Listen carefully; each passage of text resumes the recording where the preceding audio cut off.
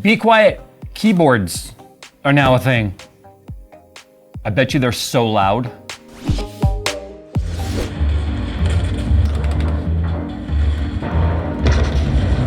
Hey, Jay. Jay. Jay. What? We got work to do. Yeah, I'm playing World of Warships. Yeah.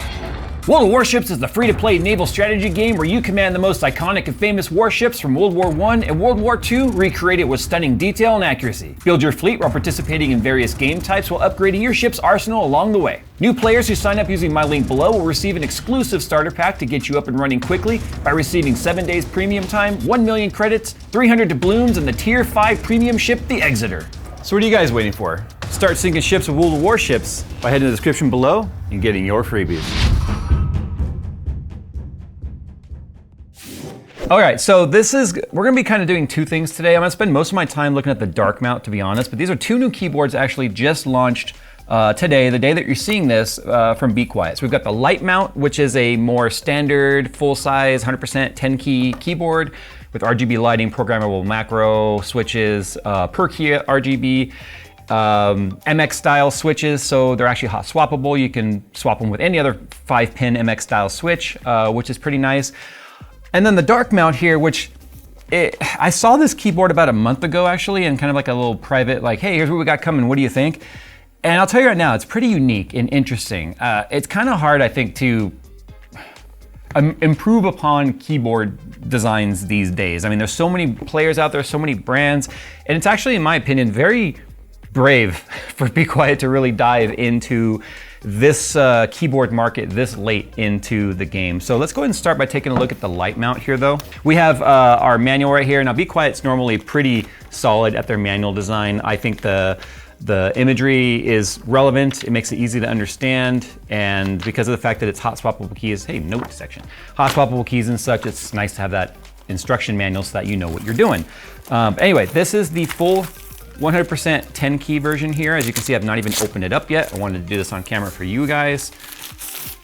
It's very minimalistic, as you can see. So we got obviously black keycaps. These are PPT, double shot PPT keycaps with a shine. I'm fairly certain they're shine through. We'll look at that in a second. We've got an RGB trim up here at the top, which is completely programmable.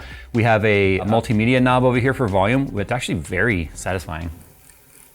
It's probably the loudest thing on this keyboard, by the way. And it's a button in the middle. So I want to point that out. And then obviously we have our M1 through 5 right here, which is our programmable macro keys. If we look at the bottom here, we've got a foot pad on each corner at the bottom as well as the center. And then we have a foot pad on the top here and the top here. We have two different height feet that pop out, which have rubber feet on the bottom of them as well. So we have sort of a low stand, if you will. And then you can have a taller stand pop out. That way you can have a little bit of a choice when it comes to the angle at which your keyboard is at. And then of course, right in the center right here, it's controlled by a USB-C type plug. Now, obviously it's gonna come with its own cable and such.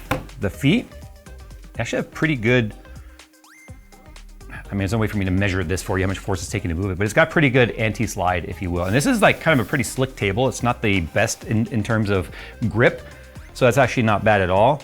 There's no hub on here. We almost tested its durability. It does have a brushed aluminum top, so the top piece is metal.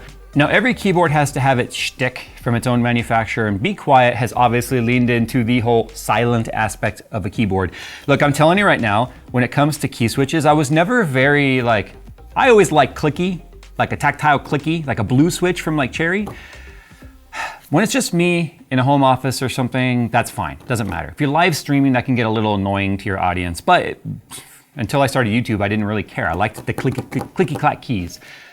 A long time ago, I was actually at event for, actually I remember what it was A&D Capstation, actually when Threadripper first launched. And Nick and I were there at the keynote, and I had my Razer laptop, which had its clicky mechanical keys, and then Nick had like kind of a more basic gaming laptop from MSI. I ended up having to have him take all the notes because everyone around me was getting extremely annoyed with the as I was typing. So I literally could not use my laptop in that event because it was too damn loud. So BeQuiet only offers two switch types. You've got silent linear orange and silent tactile black. The orange is a 45 gram actuation and the black is a 55 gram actuation. So 10 grams of difference there. But linear obviously means the key has a very the weight stays the same all the way down. There's no hump. There's no like a clutch feeling. You push the clutch in and it bottoms out. That'd be like a tactile hump where you kind of feel like you go over a bump in the switch. Linear is just smooth all the way. And then obviously the 55 gram silent black has that hump in the middle. But these are also designed in such a way that the key switch themselves are virtually silent. So there's 3 layers of sound absorption material in this keyboard between the switch and the PCB. So when it comes to the amount of sound that makes its way through the whole mechanism, it is dampened 3 times before it would ever get to the casing on the bottom of the PCB. So it's kind of nuts in that aspect. Plus, each switch is also pre-lubed, especially the large switches, ones that need stabilizers, like for instance, the spacebar key right here. So what I mean by stabilizers, you can see in the center of the spacebar, we have a single switch, but then we have to have something for it to ride on to keep it from teeter-tottering side to side. Older keyboards would actually have like a metal bar with a spring, and then that made all kinds of nasty noises. But obviously they have to make sure that these are lubricated. That way the switch itself isn't making a squeaky feeling or a grinding feeling. I'm gonna do the best I can right now for you to hear this, but these are probably the most silent switches you're ever going to hear. So this is the spacebar, which is notoriously rattly and loud on most keyboards. And then regular keys. I'm holding it here because my mic, obviously.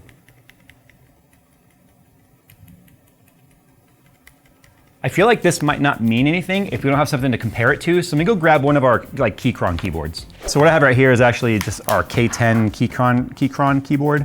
And then we have the BeQuiet light bass. So here's like M5. And then here's another random key.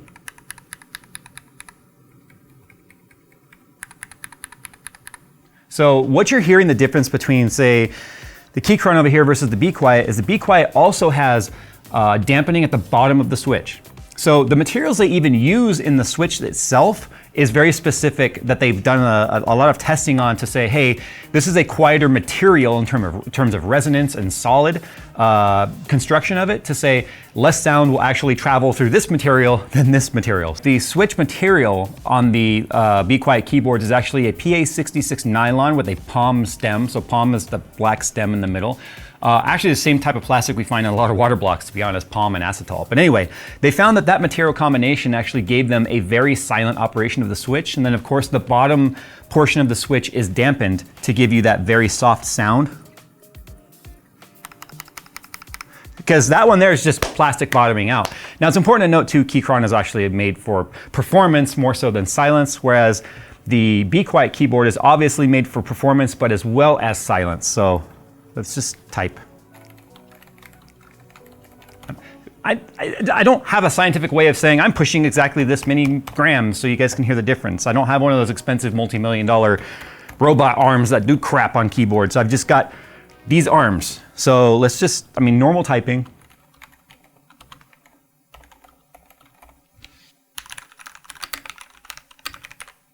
The keyboard. They spent a lot of time on the keyboard to make it not make that sound. You can hear there's kind of a rattle. It's hard to describe what it is, but it actually sounds like material kind of rattling is the best way to put it. But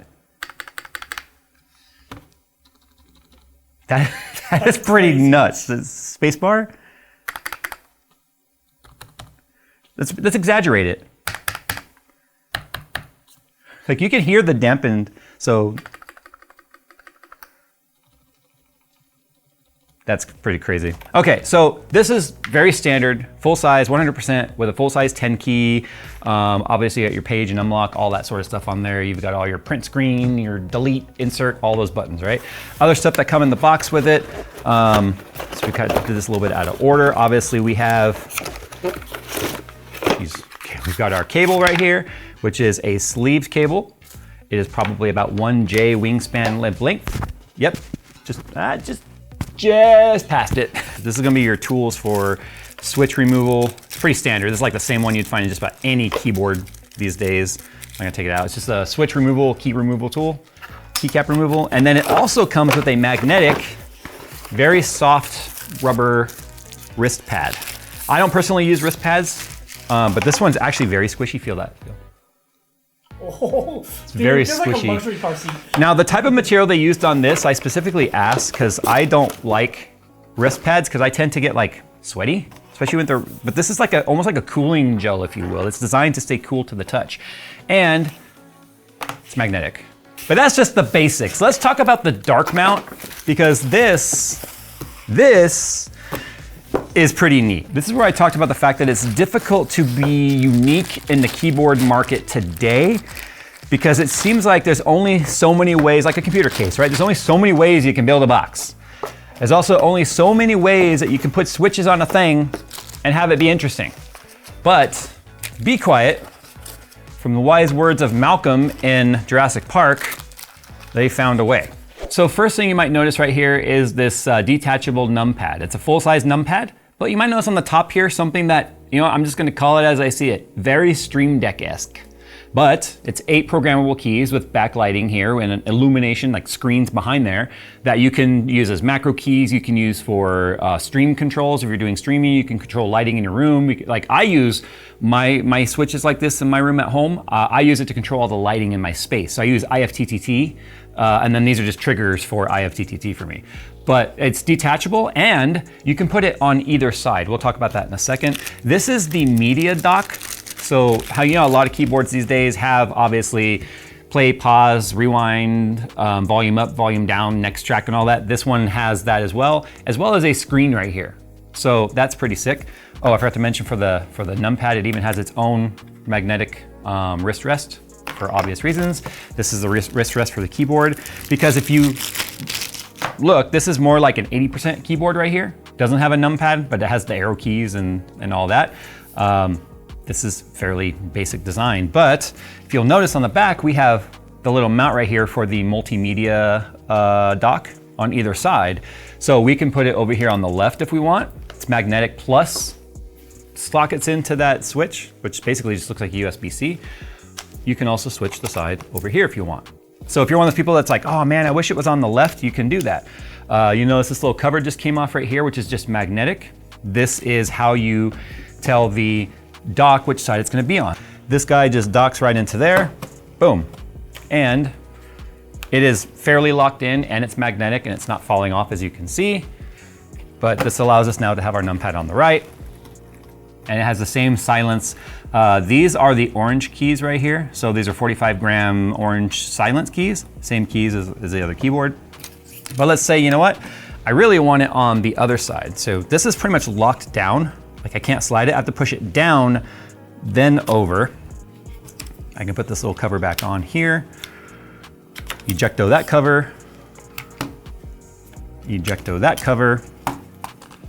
And now we're on the left. And then we can just take our little wrist pad, take this wrist pad, throw it over there, and then we can throw this cover back on here. It's actually the wrong one.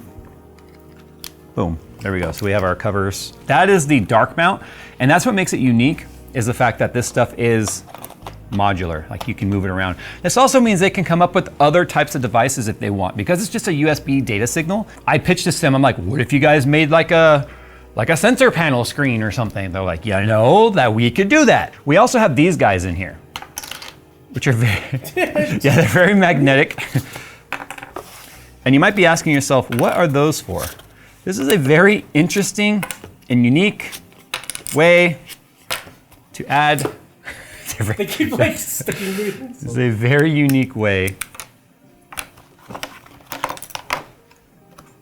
to add height to your feet. So they're just magnetic, but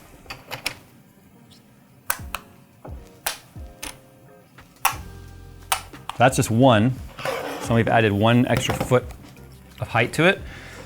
And then we could go a whole nother layer because we have 8 of these, which allows us to go 2.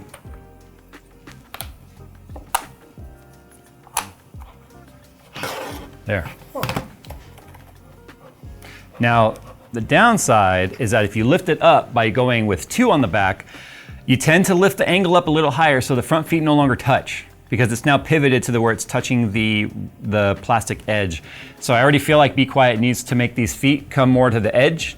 Otherwise, this happens. Now watch, if I take one off, now it's good because it's still touching the front feet. So that's the only downside about doing it. Yeah, by doing two, I think it makes it a little bit too high. But you have to do it that way. You'll notice there's no flip out feet at all on this, simply because of the fact that you have these detachable pieces on there. So they chose to go the magnetized feet Jenga stand, if you will. All right, let's get it over to the computer. Let's take a look at the software. That's the other half of it. If it sucks, then that sucks. Okay, so here's the dark mount. I'm gonna focus on the dark mount now for the software because it has the most interaction with the software. The light mount obviously doesn't have the multimedia dock. It obviously doesn't have the display keys. It obviously doesn't have the detachable aspect of it. It does have the macro row, which I think people by now know how macros work, and then the per cue adjustability when it comes to lighting. Obviously is all pretty standard. So this is where we're gonna spend our attention. Now before we hop into the software, there's quite a bit that you can actually control by just using the media dock. Now don't forget, it can go on the left or the right, same thing with the numpad right or left. I just went with more of a standard config here. I think most people might actually have put this on the left, but whatever. So you have your volume rocker right here. Actually, it's a roller knob, not a rocker. As you can see, you can control Windows volume up and down. You also have your main mute button right here, which as you can see, mutes Windows.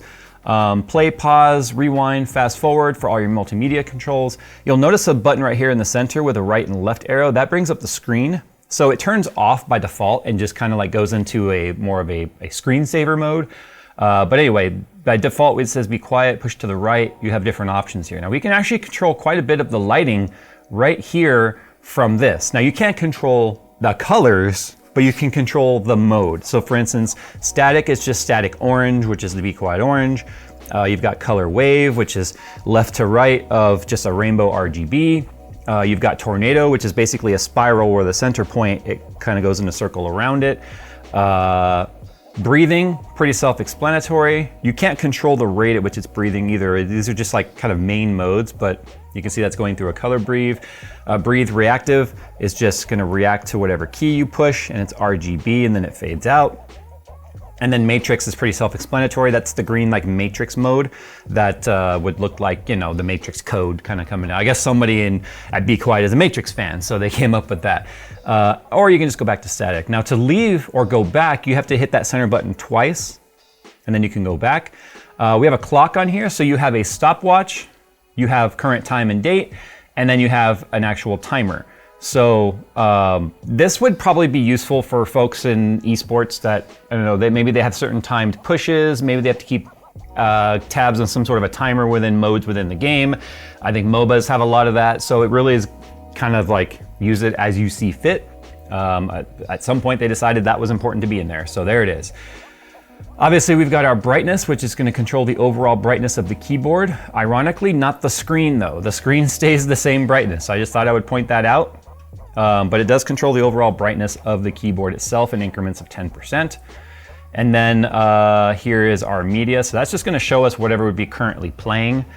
So when it comes to the media controls, if you have like Spotify or Pandora or YouTube Music or whatever playing, it would show you whatever's playing right there. But anyway, if we go back out of there, we also get custom and custom mode on and off. I'll be honest, not 100% sure what that is.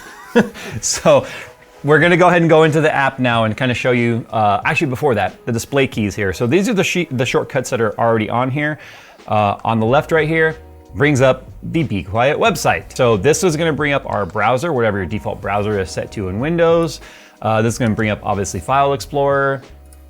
This is gonna bring up whatever your mail app is. This is going to lock your system. This is going to sleep your system. So you have some shortcuts here for just conveniently, I gotta walk away from my system, boom, now we're locked. So that's kind of neat, especially if you're using it in like a work environment or something. Moving on to the software here, you'll see the first thing you're greeted with here is new device detected dark mount. You have 3 options you have to select, and you can do remember my choice. Use device settings and update current IO center profile. Keep using your current IO center profile and create a backup of your current device settings in a new profile, or synchronize your current IO settings with the device. So the first one says, save everything to the device, and update the software to match the device settings. The bottom one says update the keyboard to always match what you do in the device settings.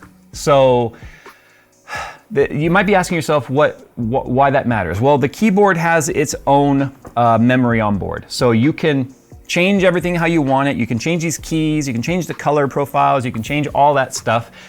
And then if you move the keyboard to another system, all of that is saved on the keyboard. You don't even need the software present for all of those effects and the display keys, settings, and all that to persist.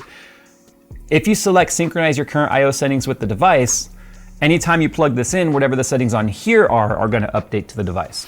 So if you went through a lot of effort to change stuff, and then you have that button selected, and then you say reinstall the software or something and it doesn't have those profiles saved, you'll overwrite it with a default type of software. So I'm gonna keep using your current I/O center profile and create a backup of your current device settings in a new profile. I like that one because you get both. That way, if you accidentally make a mistake and undo all that, you can just load the profile and then you're back up and running. All right, so illumination, that is pretty straightforward. These are all those same color modes. You can do a custom mode where you can just like choose which keys you want to control, in terms of lighting. So you have per key control. So you guys know how lighting works. I'm not gonna spend a lot of time on that. I just think they actually did a pretty good job here of giving you kind of canned colors and stuff that are neat to play around with without having to go in there and program it all. So I like the fact that we have the gradients and stuff already pre-installed.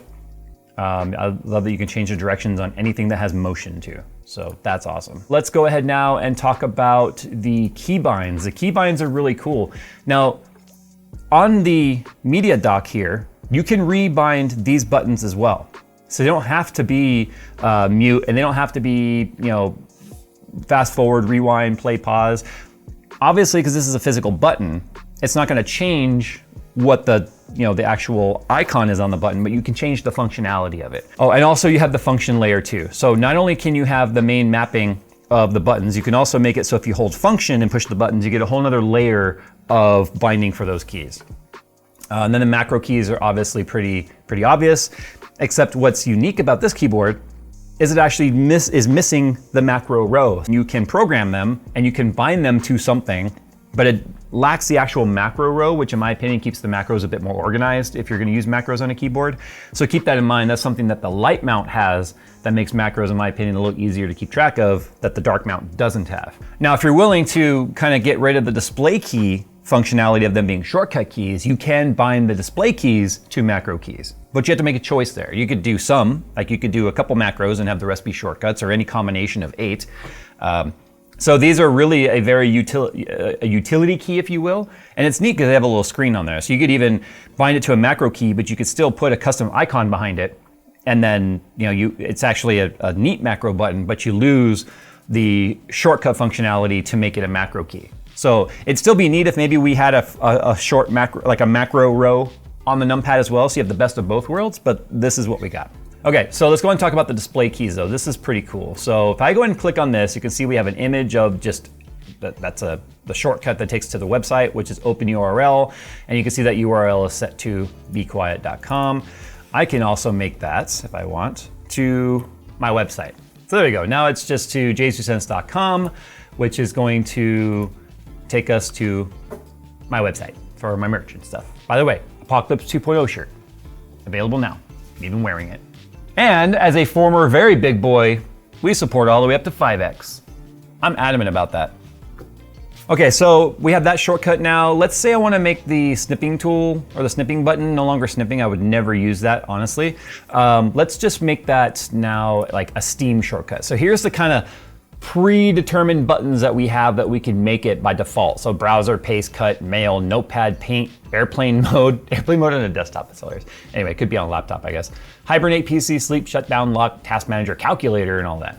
But I wanna make my own. So I'm gonna make this now a open file or start application. Select, click to select file. So it's literally gonna bring up the file manager here, and then I'm gonna take this over to Steam. Let's make it a Steam launcher. So you gotta actually navigate yourself to the executable, which is right here, Steam.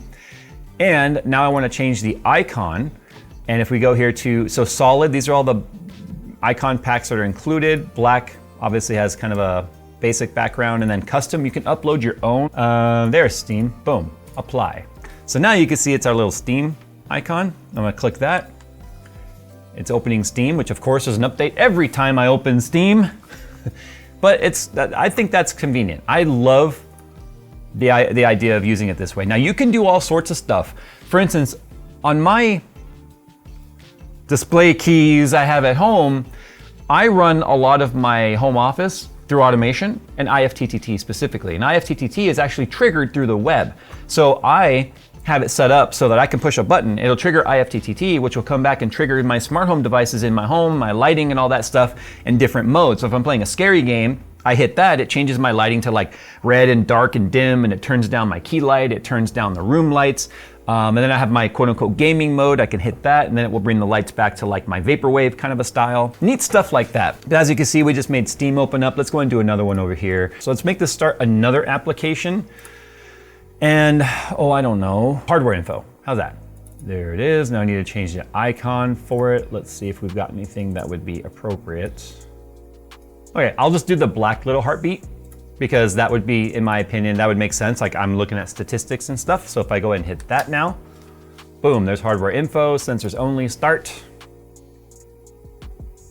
And there's our hardware info. In fact, these could actually come quite in handy on our test benches as we're doing a lot of stuff that requires us to launch certain apps and start certain functions.